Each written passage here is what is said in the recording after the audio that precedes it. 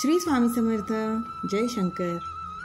स्वामी म्हणतात, कधीकधी मनुष्याला चांगले कर्म करूनही खूप दुःख, त्रास, संकट सहन करावे लागतात. म्हणून आपण परमेश्वराला दोष देत बसतो.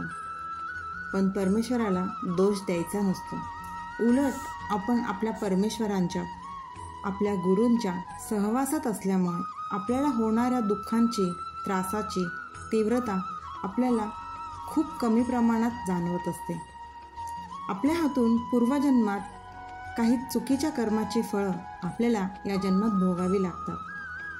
त्या चुकीच्या कर्मांचे रूपांतर आपल्या प्रारब्धात होत असते.